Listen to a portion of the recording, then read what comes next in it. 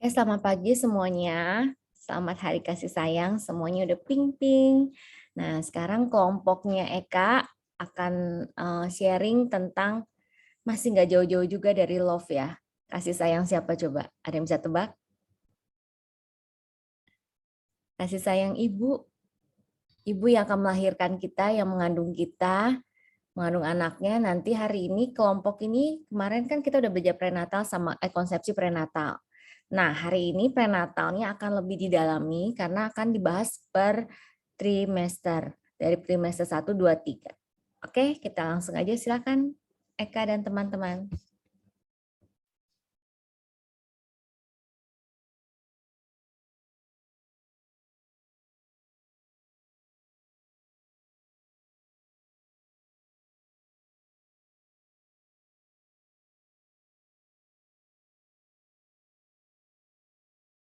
Baik, selamat pagi teman-teman. Kami dari kelompok 2 ingin mempresentasikan PPT kami, yaitu perkembangan prenatal dan proses kelahiran, yang beranggotakan saya sendiri, Eka Francisca dan Jana.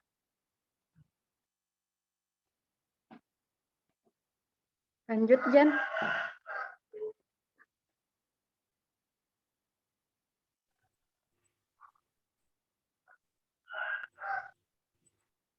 Masa prenatal merupakan waktu di mana manusia mengalami perkembangan untuk pertama kalinya atau bisa disebut dengan awal perkembangan.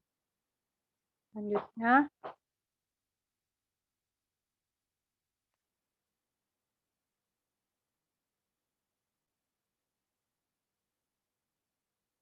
menurut William Salabeh, periode prenatal atau pralahir merupakan masa kritis bagi perkembangan fisik, emosi, dan mental bayi.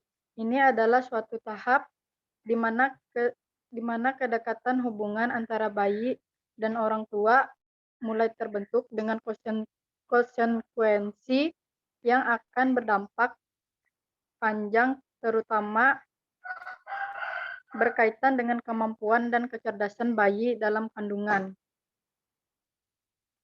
Selanjutnya, Dr.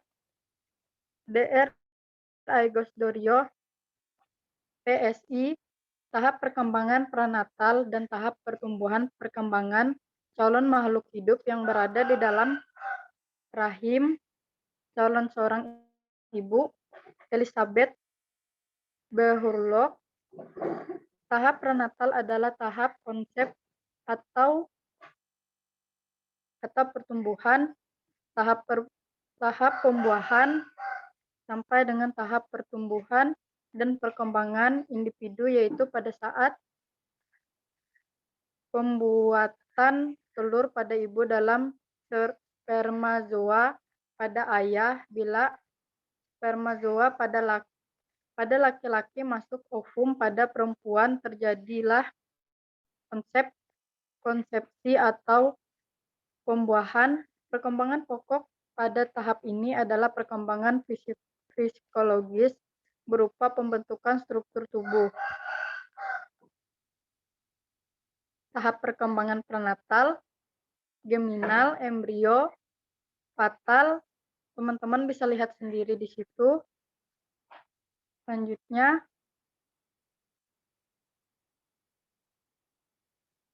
3 trimester perkembangan prenatal.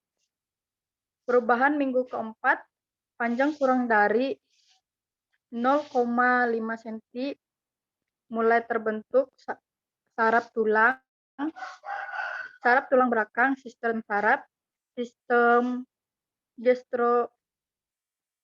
gastrointestinal, jantung, paru-paru, kantong ketuban, mulai membungkus. Bentuk awal dari tubuh dikenal dengan nama zigot. Minggu ke-8, panjang sekitar 2,5 cm, wajah mulai terbentuk dengan mata, telinga, mulut, dan tunas gigi yang belum sempurna. Lengan dan kaki mulai bergerak. otak mulai terbentuk, denyut jantung mulai dapat dideteksi dengan ultrasound, masuk masa yang disebut embrio. Minggu ke-12, panjang mencapai 7,5 cm dan berat 1 ons, mulai dapat menggerakkan lengan, kaki, jari tangan, dan jenis kaki. Sidik jari mulai terbentuk, dapat tersenyum, merangut, menghisap, dan menelan. Jenis kelamin dapat dibedakan dari buang air kecil. 2. Trimester kedua 4-6 bulan. Minggu ke-6, panjang mencapai 15 cm dan berat antara 4 hingga 7 ons, denyut jantung kuat, kulit masih transparan, bulu-bulu halus menutupi tubuh, kuku jari, tangan, dan kaki terbentuk. Gerakan mulai terkoordinasi, dapat berguling dan dalam cairan ketuban. Minggu ke-20, panjang mencapai 30 cm dan berat 0,25 hingga 0,5 kg. Denyut jantung dapat didengar dan dengan stetoskop. Biasa menghisap ibu jari, cegukan rambut, bulu, mata, dan alis sudah ada. Minggu ke-24, panjang mencapai 3,35 cm dan berat antara 0,5 hingga 0,7 kg. Kulit mengeriput dan terlapisi oleh lapisan pelindung vermicellosa. Mata mulai terbuka, kotoran dikumpulkan di usus, genggam kuat.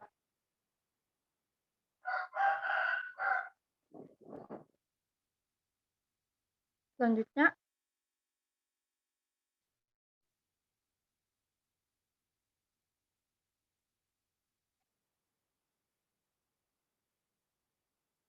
minggu ke-28, panjang mencapai 35 hingga 42,5 cm dan berat antara 1,25 hingga 1,5 kg. Lemak tubuh mulai bertambah, pernapasan belum sempurna. Minggu ke-32, panjang mencapai 41,25 hingga 45 cm, berat antara 2 hingga sampai 2,5 kg, mempunyai periode tidur dan terbangun. Merespon bayi, dapat mengambil posisi kelahiran, tulang tenggorokan masih lunak dan fleksibel, mineral besi tertumpuk di hati. Minggu 36 sampai 38, panjang mencapai 47,5 hingga 50 cm dan berat antara 3 hingga 3,75 kg. Kerutan pada kulit berkurang, verrucaciosa tebal, lanugo jauh berkurang, aktivitas berkurang, memperoleh imunisasi dari ibu.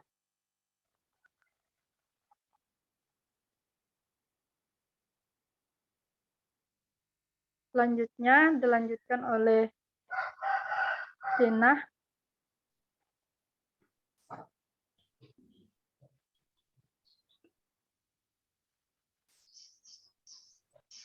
Faktor yang mempengaruhi perkembangan prenatal.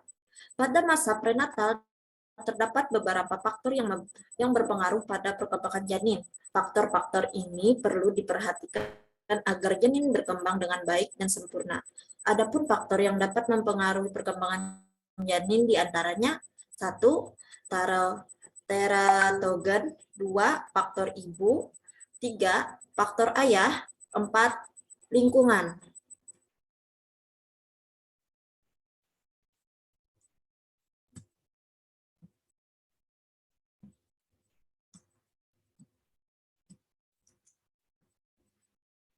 Komplikasi prenatal. 1.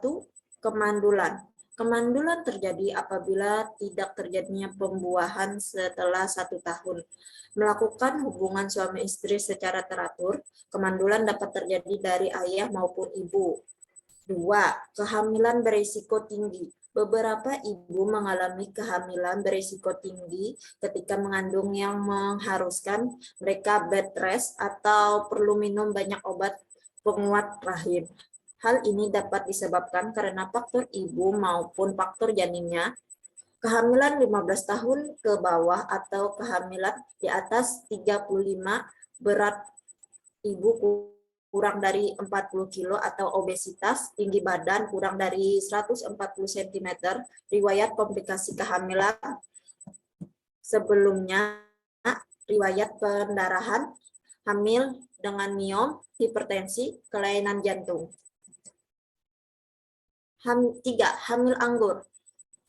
Molahidatidosa adalah hamil anggur adalah kehamilan dengan kondisi rahim yang berisi gelembung-gelembung cairan yang bentuknya seperti buah anggur. Jenis hamil anggur ada 3. Mola komplit, janin tidak berkembang sama sekali karena tidak ada makanan.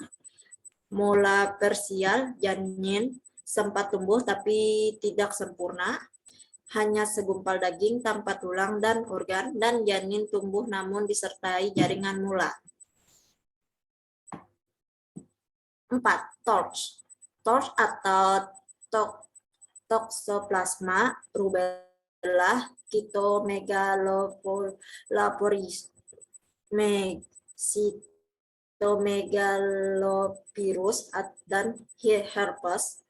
Toxoplasma disebabkan parasit Toxoplasma gondii yang hidup di organisme lain sebagai induk seperti kelinci, kucing, anjing, kambing, atau babi. Yang kelima, kehamilan kosong. Kehamilan kosong terjadi apabila sel telur yang telah dibuahi tidak berkembang sempurna melainkan membentuk plasenta berisi cairan. 6. Miom atau kista. Miom adalah sel otot dinding rahim yang berubah menjadi tumor. Perkembangannya ada yang perlahan dan ada yang cepat, tidak berbahaya dan jarang berubah menjadi kanker. Sedangkan kista adalah kantong berisi cairan, biasanya terdapat pada ovarium atau induk telur selain di paru-paru, otak maupun kulit. 7. Hamil di luar kandungan. Hamil ektopik atau hamil di luar kandungan adalah kondisi di mana janin tidak berkembang di dalam rahim melainkan di luar rahim seperti di saluran telur. Yang kedelapan, mual dan muntah berlebihan. Saat kehamilan terjadi, terkadang beberapa ibu mengalami gejala hiperemesis gravidorum seperti morning sickness atau muntah di pagi hari, namun muntahnya ini tidak biasa melainkan berlebihan dan terus menerus sepanjang hari dan yang bisa menyebabkan berat badan ibu turun dan mengalami dehidrasi. 9. Praeklamsia terjadi dengan gejala tekanan darah tinggi lebih dari 140/90 mmHg, kaki bengkak, bahkan seluruh tubuh, dan ada kadar protein di urin akibat gangguan ginjal. 10. Anemia zat besi. Anemia akibat kekurangan zat besi dapat dilihat tanda-tandanya seperti letih, lesu, dan lemah. Anemia bisa disebabkan karena jarak kehamilan yang dekat, mengandung janin kembar, pola makan buruk, mual, muntah berlebihan, dan menderita tuberkulosis. Selanjutnya akan dilanjutkan oleh Eka. Baik, selanjutnya metode melahirkan. Yang pertama, Lamaze adalah teknik pernapasan ritmik yang terkontrol dengan menekankan konsentrasi aktif dalam relaksasi agar perhatian si ibu dapat teralihkan dari rasa sakitnya. Kontraksi dan akhirnya bisa memulai proses persalinan dengan lancar. Yang kedua, roaming in adalah suatu cara perawatan di mana ibu dan bayi yang baru dilahirkan dalam sebuah ruangan kamar atau tempat bersama-sama selama 24 jam penuh dalam seharinya. Sehingga setiap kali bayi memerlukan ibunya dapat segera memberikan perhatian. Yang ketiga, sesar adalah cara terakhir untuk menghindari hal-hal yang tidak diinginkan. Next.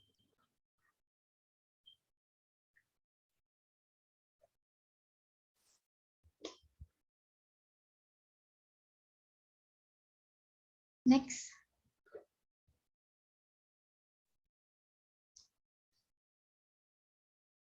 Proses kelahiran.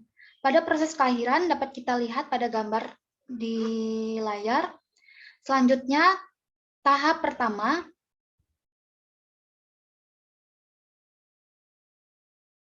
Tahap pertama terjadi kontraksi peranakan yang berlangsung 15 hingga 20 menit pada permulaan dan berakhir hingga 1 menit. Kontraksi ini menyebabkan rahim terentang dan terbuka. Ketika tahap pertama berlangsung, kontraksi semakin sering yang terjadi setiap 2 hingga 5 menit. Tahap yang kedua dimulai ketika kepala bayi bergerak melalui leher rahim dan saluran kelahiran. Tahap ini berakhir ketika bayi benar-benar keluar dari tubuh ibu. Tahap ini berlangsung kira-kira 1,5 1,5 jam. Tahap yang ketiga yaitu pada tahap ini setelah bayi lahir, pada waktu ini ari-ari, tali pusar, dan selaput-selaput lain dilepaskan. Tahap akhir inilah yang paling pendek, berlangsung hanya beberapa menit saja. Next. Baik, kami akan memperlihatkan tahap persalinan normal.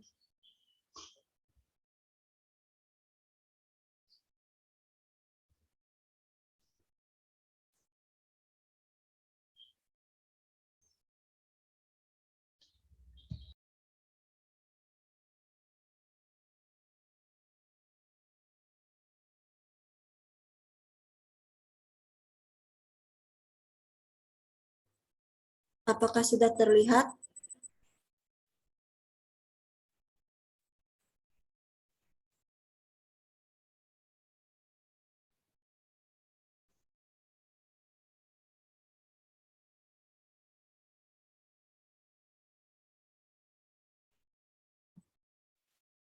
Setelah 9 bulan masa kehamilan, momen yang paling ditunggu-tunggu adalah persalinan. Proses persalinan membutuhkan proses yang tidak sama pada masing-masing ibu hamil.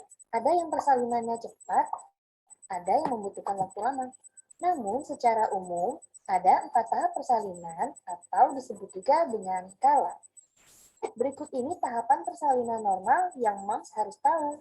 Tapi sebelum ke tahapan tersebut, jangan lupa subscribe dan nyalakan tombol loncengnya ya moms. Tahapan pertama atau kala 1 atau kala pembukaan. Tahapan pertama proses melahirkan normal dimulai dengan kontraksi dan pembukaan leher rahim. Pada persalinan pertama kali, fase ini umumnya berlangsung selama 14-15 jam.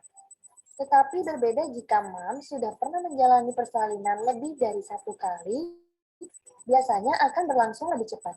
Tahapan pembukaan juga diukur dengan istilah bukaan, yang dilihat dari seberapa lebar mulut rahim membuka. Pembukaan 1 artinya mulut rahim terbuka 1 cm, dan seterusnya sampai bukaan lengkap atau bukaan 10, di mana mulut rahim telah terbuka 10 cm dan bayi siap dilahirkan. Tahapan kedua atau kala 2 atau kala pengeluaran atau disebut juga mengejar. Tahapan kedua persalinan atau kala 2 adalah proses pengeluaran bayi dari rahim. Ditandai dengan kontraksi dengan jeda lebih sering dan semakin kuat. Secara perlahan, posisi bayi akan turun ke jalan lahir. Tenaga kesehatan yang membantu proses persalinan akan menyarankan mams bersabar menunggu bayi turun sebelum memperbolehkan mams mengejan. Barulah ketika pembukaan sudah lengkap hingga 10 cm, mams diminta mengejan. Kadang sulit menahan keinginan mengejan mams bila bayi sudah berada di bawah panggul. Dengan panduan bidan atau dokter, mams akan dipandu mengejan dengan kuat di saat yang tepat untuk mendorong kepala bayi keluar. Biasanya dengan 2-3 kali mengejan, kepala si kecil akan menyamping, kemudian berputar untuk bersiap menuju jalan lahir. Jika ini adalah persalinan pertama kali, maka kala kedua ini akan berlangsung sekitar 1-1,5 jam. Tapi, jika ini bukan persalinan pertama kali, akan berlangsung hanya setengah jam. Pada akhir tahapan ini, dokter akan melakukan episiotomi atau pengguntingan vagina. Proses tersebut dilakukan untuk melebarkan jalan lahir apabila diperlukan. Dan momen inilah yang paling ditunggu-tunggu oleh mams, yaitu bertemu si buah hati yang telah dikandung selama 9 bulan. Tahapan ketiga atau kala 3 atau kala pengeluaran plasenta. Setelah bayi lahir, mams pasti merasa lega dan bahagia. Tetapi masih ada tahapan yang mesti dilalui.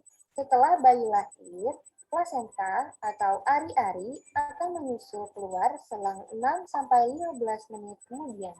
Pada umumnya, tahapan ini akan berlangsung cepat, tidak nyeri, serta tanpa masalah. Pada tahap ini juga akan dilakukan penjahitan luka robek akibat jalan lahir. Sebelum dijahit, mams tak perlu khawatir karena biasanya akan diberi suntikan obat bius lokal untuk mengurangi rasa nyeri. Yang terakhir, tahapan keempat atau kala 4, tahapan ini merupakan tahapan observasi atau pengawasan kemungkinan ada perdarahan serta pengawasan kontraksi rahim setelah persalinan kurang lebih selama 1 jam.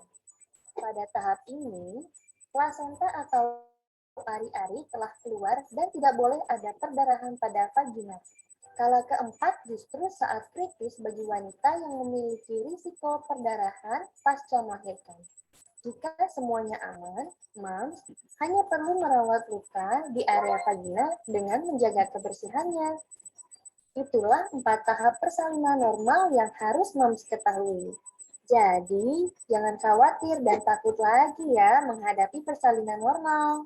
Jika ada pengalaman persalinan normal, tuliskan di kolom komentar ya, mams.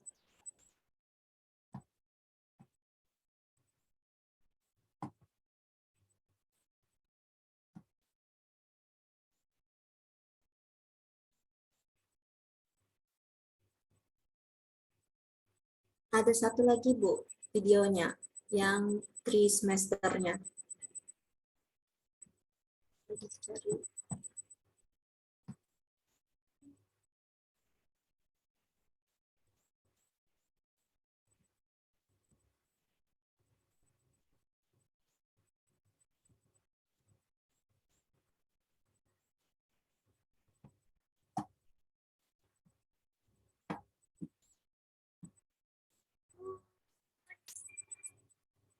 Ibu hamil normalnya mengandung selama 40 minggu. Meskipun begitu, masa mengandung tiap ibu hamil berbeda-beda. Ada ibu hamil yang melahirkan di bawah usia kandungan 40 minggu, ada juga yang melahirkan hingga 42 minggu. Panjangnya fase mengandung itu biasanya dibagi di dalam 3 trimester. Lalu bagaimana ya perkembangan janin yang sehat di tiap trimesternya?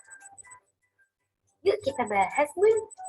Sebelum mulai, jangan lupa support channel ini dengan cara menyampaikan informasi yang bermanfaat dan sudah melahirkan. Sekarang dunia bunda juga hadir di dunia parenting loh, dan dapatkan informasi bermanfaat. Sekali lagi, dunia parenting. 1. Kehamilan di trimester pertama. Saat hamil trimester pertama, tumbuh kembang janin sedang berada pada fase yang sangat besar. Sehingga pada masa ini, tubuh bunda biasanya kaget dengan perubahan hormon yang terjadi. Sementara itu, pada trimester pertama, fisik janin sudah mulai terbentuk. Idealnya berat bayi sekitar 28 gram dengan panjang sekitar 2,5 cm pada akhir trimester pertama. Oleh sebab itu, Bunda perlu lebih cermat memilih asupan nutrisi yang dikonsumsi untuk mendukung proses perkembangan tersebut. 2. Kehamilan di trimester kedua. Selama trimester kehamilan ini, hampir seluruh organ janin diharapkan sudah berkembang sempurna. Jantung dan sistem darah janin juga mulai terbentuk pada trimester kedua. Bagian wajah terus berkembang. Sementara itu, pada bagian tubuh lainnya, seperti kaki dan tangan, juga ikut bertumbuh dan berkembang. Selain itu, sudah mulai tumbuh rambut-rambut kecil di tubuh janin yang biasa disebut lanugo. Pada akhir trimester kedua, panjang janin diharapkan mencapai sekitar 10 cm dan beratnya sudah lebih dari 1 kg. 3. Kehamilan di trimester ketiga. Wah, semakin dekat dengan waktu persalinan nih, Bun. Pada trimester ketiga kehamilan, tepatnya di minggu ke-32, tulang dan kerangka badan janin sudah terbentuk sempurna. Janin di dalam kandungan pun sudah bisa membuka dan menutup mata, serta merasakan cahaya dari luar perut bunda. Di akhir minggu ke-37, umumnya semua organ tubuh janin sudah bisa berfungsi dengan baik secara mandiri. Berat akhir janin idealnya bisa mencapai sekitar 3 kg atau lebih, dan panjang badan janin mencapai 50 cm. Selama akhir trimester ketiga, jika bisa lakukan kontrol setiap 2 minggu sekali. Kontrol teratur penting untuk memonitor bagaimana keadaan bunda dan juga si kecil. Nah, itu dia, Bun, perkembangan janin yang sehat pada setiap trimester kehamilan. Semoga bunda dan si kecil sehat-sehat selalu ya. Semoga bermanfaat. Sekian.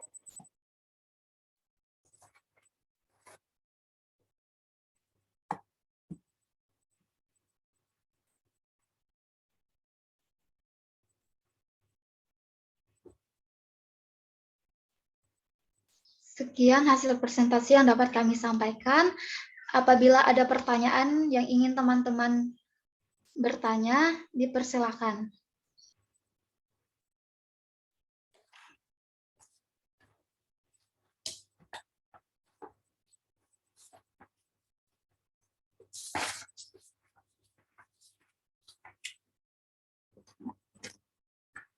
Baik, terima kasih. Pertanyaannya, berikan salah satu contoh menurut William Saleh-Budge dan konsekuensi jangka panjang yang akan terjadi seperti apa. Hanya itu saja, sekian dan terima kasih.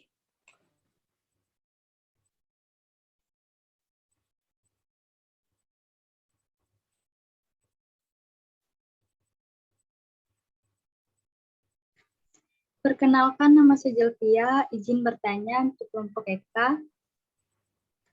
Di sini bisa jelaskan penyebab-penyebab dari terjadinya kemandulan pada pria dan wanita. Sekian, terima kasih.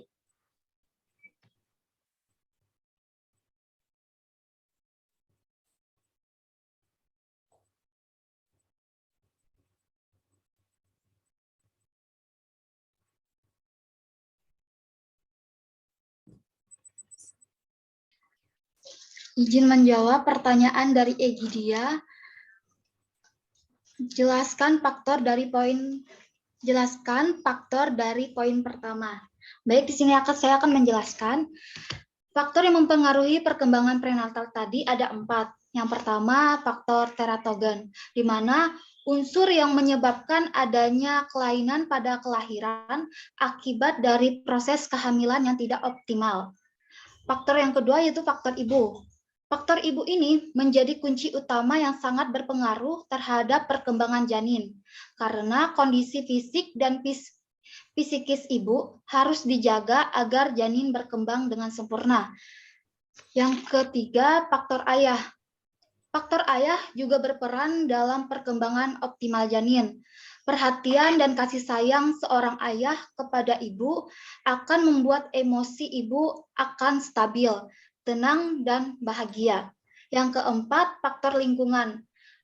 Polusi dan bahan-bahan beracun yang semakin banyak di suatu lingkungan dapat membahayakan kondisi janin dalam kandungan dan berakibat keterbelakangan mental pada anak. Apakah sudah jelas, Egidia? Sudah ya Kak, terima kasih Kak atas penjelasannya. Baik, sama-sama.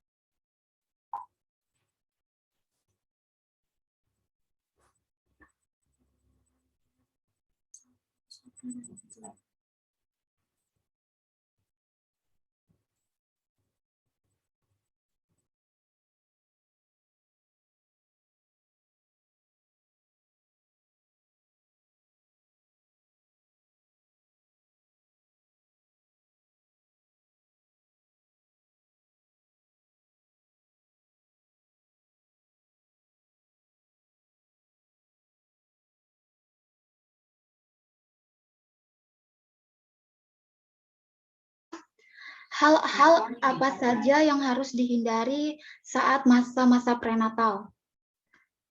Yang pertama, pada periode zigot yang harus dihindari adalah kelaparan.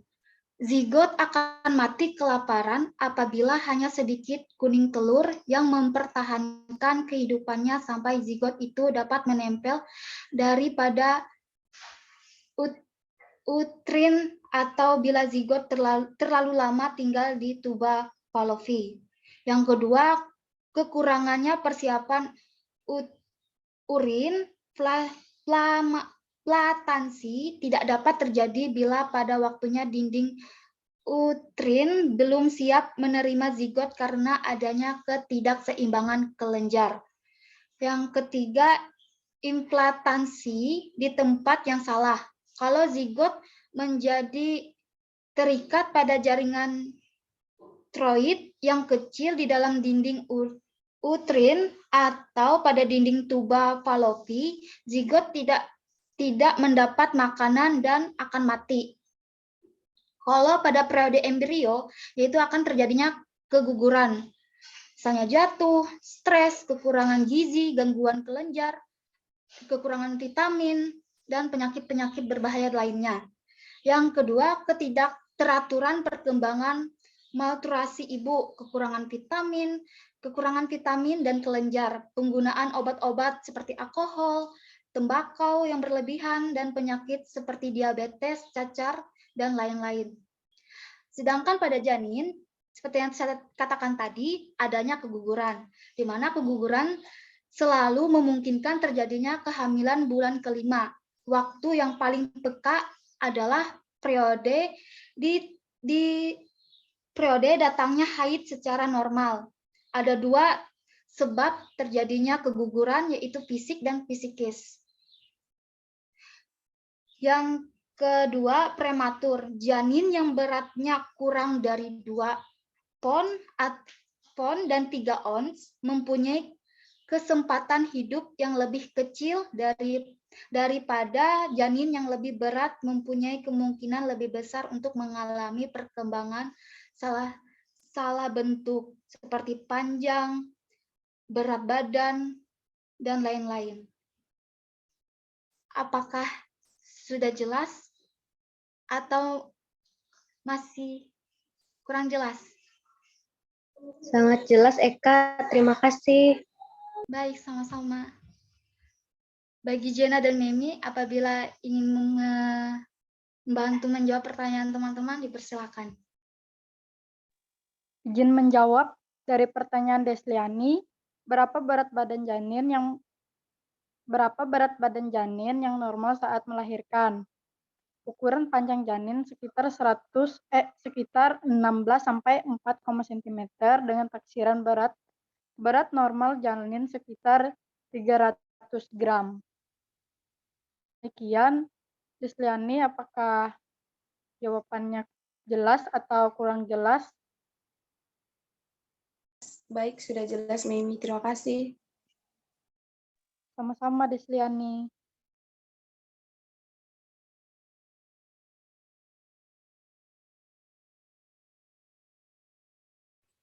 Saya akan menjawab pertanyaan dari Salomita Gracia. Sebutkan apa-apa saja gangguan yang bisa terjadi pada plasenta. Gangguannya ada 3. Solusio plasenta. Solusio plasenta adalah gangguan komplikasi di mana sebagian atau seluruh plasenta terlepas dari dinding rahim sebelum bayi sempat lahir. Kondisi ini bisa menyebabkan bayi kekurangan oksigen dan terjadi pendarahan hebat pada ibu hamil. Solusio plasenta biasanya sering terjadi menginjak trimester ketiga kehamilan. Selain pendarahan, gejala atau tanda-tanda lain yang mengiringi solusio plasenta adalah rasa nyeri pada perut dan pinggang, rahim berasa seperti ditekan, serta durasi kontraksi yang terlampau sering. Ada beberapa penyebab terjadinya solusio plasenta, yaitu benturan keras pada perut, berkurangnya cairan ketuban, penggunaan obat-obatan terlarang saat kehamilan, tekanan darah tinggi, serta faktor-faktor lainnya. Dalam kondisi kehamilan di bawah 34 minggu, selain tindakan medis diupayakan supaya ibu hamil istirahat total, sedangkan kehamilan di atas 34 minggu, kerap kali kelahiran dini dilakukan untuk menyelamatkan anak dan ibunya. Selanjutnya, previa placenta. Previa placenta adalah gangguan plasenta di mana kondisi plasenta melekat pada bagian bawah rahim. Penutupan jalan lahir karena plasenta ini terbagi menjadi 4 situasi. Pertama, plasenta menutupi keseluruhan jalan lahir, menutupi sebagian jalan lahir, mendekati lubang jalan lahir, tapi tidak menutupinya. Dan yang terakhir adalah kondisi di mana plasenta tertanam di rahim bagian bawah. Mengiringi previa placenta adalah pendarahan tanpa disertai rasa nyeri dan tanpa adanya kontraksi pada rahim. Beberapa faktor yang memicu terjadinya previa placenta adalah faktor usia ibu, yaitu usia ibu yang masih terlalu muda sehingga rahim belum terlalu siap menerima kehamilan. Selain itu, ibu yang terlalu muda juga bisa meningkatkan resiko previa placenta, riwayat persalinan yang terlalu dekat, serta keadaan rahim yang pernah mengalami trauma seperti bekas kuritan ataupun jenis operasi lainnya. Yang ketiga, pengapuran plasenta. Gangguan plasenta lainnya yang biasa sering dialami oleh ibu hamil adalah pengapuran plasenta. Ini adalah kondisi di mana terjadi penuaan pada plasenta diakibatkan penumpukan kalsium. Pengapuran plasenta ditandai dengan munculnya bintik-bintik putih pada plasenta yang biasanya terjadi karena paparan asap rokok ataupun kebiasaan merokok saat hamil, kehamilan di usia muda, serta tidak menjaga gizi selama hamil. Dari hanya sekedar pengapuran, kondisi plasenta juga bisa terlepas dari dinding rahim sehingga ketika sudah ada indikasi atau kalau ibu hamil kemungkinan mengalami pengapuran plasenta, tindakan tercepat adalah berkonsultasi ke dokter. Sekian, apakah bisa diterima jawabannya oleh Salomita Gracia? Terima kasih, Jena. Sudah jelas. Oke, terima kasih.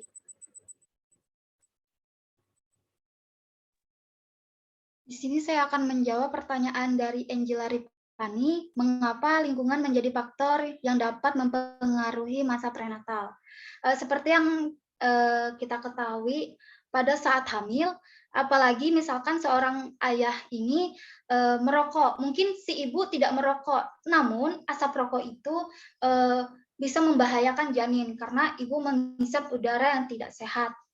Itu salah satu contoh dari faktor lingkungan, sehingga faktor lingkungan ini sangat berpengaruh dalam masa prenatal atau masa ibu sedang melahirkan.